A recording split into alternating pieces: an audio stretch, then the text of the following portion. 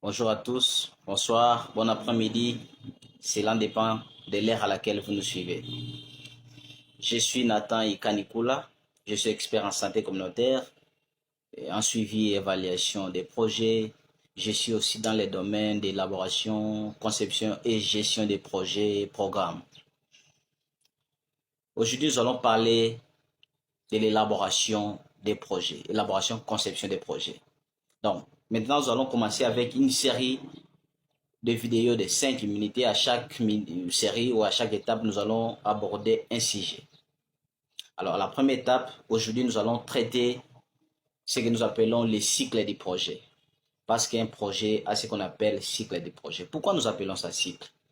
C'est parce que le projet a les étapes, a des phases qui sont interdépendantes, interconnectées.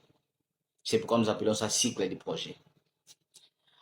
Alors, dans les cycles de projet, nous avons la première phase que nous appelons l'appréciation initiale. La deuxième phase, c'est la planification.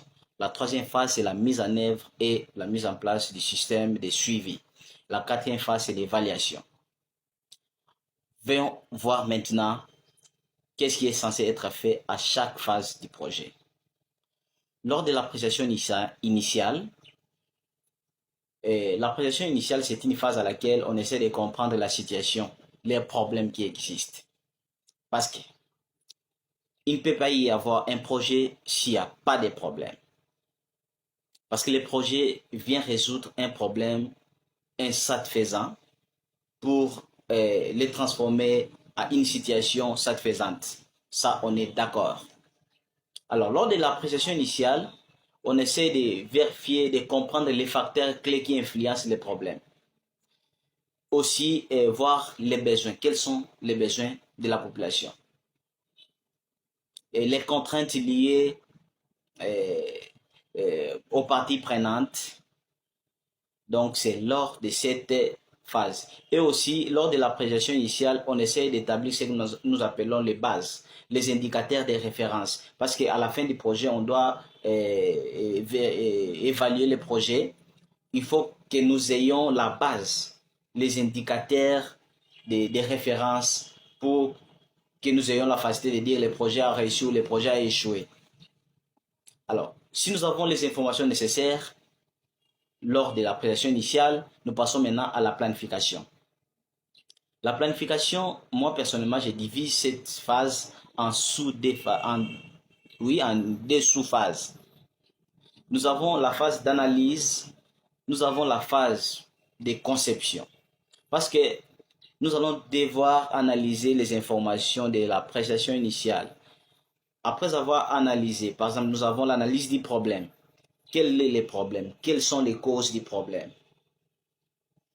Et qu'est-ce que nous devons mettre comme activité, définir les objectifs pour résoudre ces problèmes. Là, c'est l'analyse. Nous avons l'analyse du problème, nous avons l'analyse des parties prenantes, nous avons aussi l'analyse fait-forme, analyse des forces, menaces, opportunités, comme vous voulez.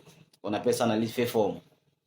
Donc, après avoir analysé, nous avons les informations, nous avons les données nécessaires, nous passons maintenant à la conception.